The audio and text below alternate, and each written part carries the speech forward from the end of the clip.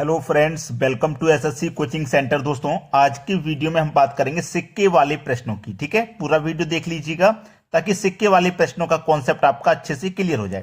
तो चलिए स्टार्ट करते हैं। पहला सवाल है, एक थैली में 1 रुपए 50 पैसे व 10 पैसे के सिक्के 3, 4, 10 के अनुपात में हैं। देखिएगा, 1 रुपए, ठीक है, 50 पैसे, 50 पैसे और 10 पैसे, ठीक है, 10 पैसे, 3, 4 और 10 के अनुपात में है। इतना तो क्लियर हो गया ना। अब आपके पास जो कुल मूल्य है वो 102 रुपया है। 102 रुपया है कुल मूल्य, 102 रुपये। ठीक है, चलिए अब यहां पे आपको करना क्या है, आपके पास ये कौन सी वैल्यू है, रुपए वाली वैल्यू है। ठीक है, तो इस अनुपात वाली वैल्यू को भी आप रुपए में चेंज कर लीजिए। 1 रुपए के 3 सिक्के का मतलब है 3 रुपया हो गया। 50 पैसे के 4 सिक्के का मतलब है 2 रुपए हो गए। और 10 पैसे के 10 सिक्के का मतलब क्या हो गया, 1 रुपया हो गया। इतना तो सबको क्लियर है ना। चलो, अब आपके पास ये रुपए का योग कितना है, 102, और ये आपके पास अनुपात में भी रुपए हो गए, तो रुपए का योग कर लो 3, 2, 5 और 1, 6। इस योग में अनुपात के योग से डिवाइड कर लो जो रुपए का योग है। जो रुपए का अनुपात हमने निकाला इससे डिवाइड। 6 से कटाऊंगा, 6 कम 6, 4 बचेगा, 2 लगा देंगे 42, 6 सत्ते 42, 17 बार में कट गया। आपसे पूछ रहा है 10 पैसे के सिक्के कितने हैं। 10 पैसे के सिक्के का अनुपात हमारे पास कितना था, 10 था ना। तो 17 का मल्टीप्लाई 10 से कर देंगे, कितना हो जाएगा, 170। आपका आंसर आ गया 170, जो कि हमारे डी ऑप्शन में। उम्मीद करूंगा कि सभी को प्रश्न अच्छे से समझ में आ गया, किसी को भी कोई समस्या नहीं होगी। चलिए अब देखेंगे अगला प्रश्न। अगला प्रश्न है, एक बैग में 1 रुपए 50 पैसे व 25 पैसे के सिक्के 2, 3, 4 के अनुपात में रखे हैं। 1 रुपए 50 पैसे और 25 पैसे, 25 पैसे के सिक्के किस अनुपात में है, 2, 3 और 4 के अनुपात में। ठीक है, चलो अब हमारे पास कुल मूल्य कितना है, 180 रुपया है। 180 रुपए है ना, तो इसको भी आप रुपए में कन्वर्ट कर लेंगे। 1 रुपए के 2 सिक्के का मतलब है 2 रुपया। ठीक है, 50 पैसे के 3 सिक्के का मतलब हो गया 1.5 रुपया।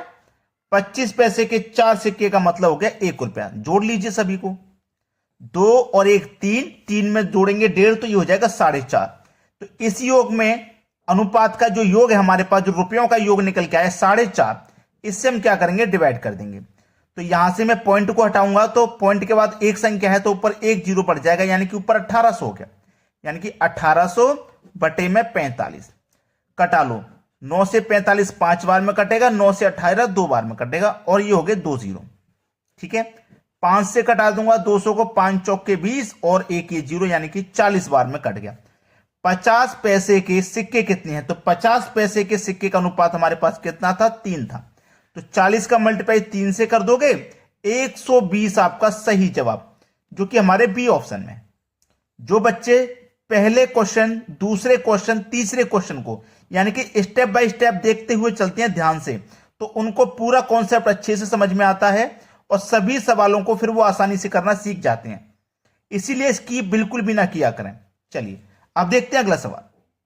अगला प्रश्न है, किसी बॉक्स में केवल 1 रुपया तथा 50 पैसे वाले कुल 240 सिक्के हैं।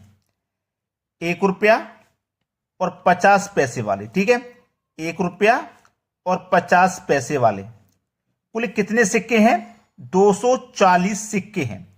अब यहां पे आपको कुछ समझ में आया। हमने पहले के 2 प्रश्न देखे थे, उसमें आपके पास रुपयों का योग होता था, कुल रुपयों का योग, लेकिन यहां सिक्के दिए हुए हैं। तो इसका मतलब क्या है, इसको हमें रुपए में चेंज नहीं करना। जो हम अनुपात को रुपए में चेंज करते थे अब नहीं करना, क्योंकि रुपए हमारे पास दिया ही नहीं गया है। अनुपात का योग कितना हमारे पास, 13:11। ठीक है, हमारे पास सिक्के का अनुपात है और सिक्कों की ही संख्या है, तो सेम यूनिट है। सिक्कों की संख्या और सिक्कों का अनुपात चेंज नहीं करना। जब रुपयों का अनुपात होता था तो हम सिक्के के अनुपात को रुपए के अनुपात में कन्वर्ट करते थे, तब योग करके डिवाइड करते थे। लेकिन यहां पे चेंज नहीं करना, क्योंकि हमारे पास जो योग है सिक्कों में है और अनुपात का भी सिक्का है, तो अनुपात का योग कर लेंगे। जब हमारे पास ये योग है तो यहां भी योग कर लो, 13 और 11 मिलकर के कितना हो जाएगा 24। तो इस योग में अनुपात के योग से यानी कि 24 से डिवाइड कर दो, 10 बार में ये कट जाएगा। पूछा क्या है, पूछा उसने 1 रुपए वाले सिक्के कितने हैं। 1 रुपए वाले कितने हैं भाई, 1 रुपए वाले 13 है ना अनुपात में, 10 का मल्टीप्लाई 13 से कर दो तो ये हो जाएगा 130, जो कि हमारे सी ऑप्शन में दिया गया। क्लियर है सभी को। चलिए अब देखते हैं अगला प्रश्न। अगला प्रश्न है, यदि 378 सिक्के 1 रुपए 50 पैसे व 25 पैसे के रूप में हैं तथा इनके मूल्यों का अनुपात 13, 11, 7 के अनुपात में है, तो 50 पैसे वाले सिक्कों की संख्या ज्ञात करो। अब इस प्रश्न में बहुत सारे बच्चे कंफ्यूजन में हैं। जो खुद से करना चाह रहे हैं वो कंफ्यूजन में है। क्यों कंफ्यूजन में?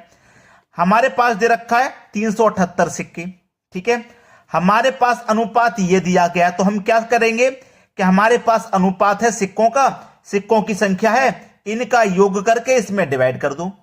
ऐसे आंसर नहीं आएगा। क्यों नहीं आएगा, उस बात को समझा नहीं है आपने। यहां पे हमें दे रखा मूल्य का अनुपात, मूल्य संख्या का अनुपात नहीं है। संख्या का अगर अनुपात होता तो इसी का योग करके इसमें डिवाइड कर देते। ये मूल्यों का अनुपात है, मूल्य का मतलब रुपए का अनुपात है, ये रुपए का अनुपात है, मूल्य का मतलब रुपए का अनुपात। अब हो जाएगा सॉल्व। 1 रुपया 50 पैसे और 25 पैसे, ठीक है। अनुपात क्या है हमारे पास, 13, 11 और 7, यही तो अनुपात है। अगर ये हमारा संख्या का अनुपात होता तो इसी का योग करके 378 में डिवाइड कर देते, क्योंकि ये भी संख्या का योग है, ये भी सिक्के हैं, आपका आंसर आ जाता। जिसमें डिवाइड करके जो संख्या आती जो पूछता उसमें डिवाइड कर देते। लेकिन ये मूल्य का अनुपात है तो इसे मूल्य में तो कन्वर्ट करो, रुपए का अनुपात है तो रुपए में कन्वर्ट करो, ठीक है। चलो 1 रुपए के 13 सिक्के का मतलब 13 रुपए, 50 का 11 में मल्टीप्लाई यानी कि 50 का 11 के 50 पैसे के 11 सिक्के हैं, ठीक है। 50 पैसे के 11 सिक्के। अब 50 पैसे के 11 सिक्के का मतलब क्या है भाई, 50 पैसे के 11 सिक्कों का मतलब क्या है और 25 पैसे के 7 सिक्कों का मतलब क्या है। 25 पैसे के 7 सिक्कों का मतलब क्या है, क्या आप कर पाओगे? इसे तो आप रुपए में भी कन्वर्ट नहीं कर पा रहे हो, इसको तो आप रुपए में भी कन्वर्ट नहीं कर पा रहे हो। अब इसको करते कैसे हैं, मेरी बात ध्यान से सुनना। तभी तो मैं कहता हूं जो बच्चे स्किप कर देते हैं वो सीख नहीं पाते। देखिए हमें इसे मूल्य में कन्वर्ट करना, रुपए में, ठीक है। चलिए ये क्या है 50 पैसे और ये क्या है 11, ये है 50 पैसे, ये क्या है 11। दोस्तों 1 रुपया बनाने के लिए 1 रुपया बनाने के लिए 50 पैसे के कितने सिक्कों की जरूरत होती है, 2 सिक्कों की। बिल्कुल उसी तरीके से 11 रुपया बनाने के लिए कितने सिक्के चाहिए 50 पैसे के, 22 सिक्के चाहिए।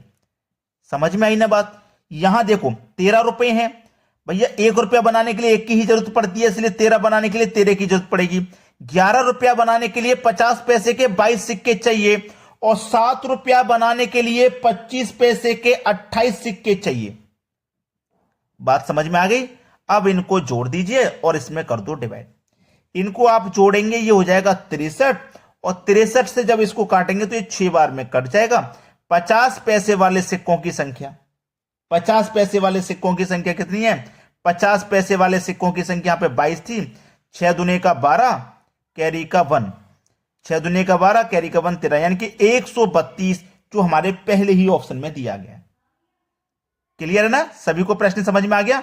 अब देखते हैं अगला सवाल। अगला प्रश्न है, किसी बैग में 1 रुपए 50 पैसे एवं 25 पैसे के सिक्के, 1 रुपए 50 पैसे एवं 25 पैसे के सिक्के, उनकी कीमत का अनुपात है 30, 11, 7, ठीक है। अब समझ लीजिएगा कीमत का मतलब क्या है, मूल्य। भाई किसी चीज की कीमत का मतलब क्या होता है, उसका मूल्य क्या है, तो ये मूल्य का ही अनुपात है। और जब मूल्य का अनुपात है तो पिछले क्वेश्चन में हमने क्या किया था, 30 रुपए बनाने के लिए 1 रुपए के कितने सिक्के चाहिए, 30 रुपए। 11 रुपया बनाने के लिए 50 पैसे के कितने सिक्के चाहिए, 22 सिक्के। और 7 रुपया बनाने के लिए 25 पैसे के कितने सिक्के चाहिए, 28 सिक्के। जोड़ लो। यहां पे कुल कितनी है हमारे पास, 480। इनको सबको जोड़ूंगा मैं, कितना हो जाएगा, 30 और 22 52, 52 में जोड़ूंगा 28 हो जाएगा 80। 0 से 0 कटेगा, 8 6 48 यानी कि 6 बार में कट गया। पूछा क्या है 25 पैसे के सिक्के कितने हैं, तो 25 पैसे के सिक्के का कितना निकल के आया था हमारा 28, तो 6 का मल्टीप्लाई 28 से कर देंगे, 6 8 48 का 8 कैरी का 4, 6 दूनी का 12, 12 में 4 जोड़ दो 16, यानी कि 168 जो कि हमारे बी ऑप्शन में दिया गया। यह प्रश्न का बिल्कुल सही जवाब है।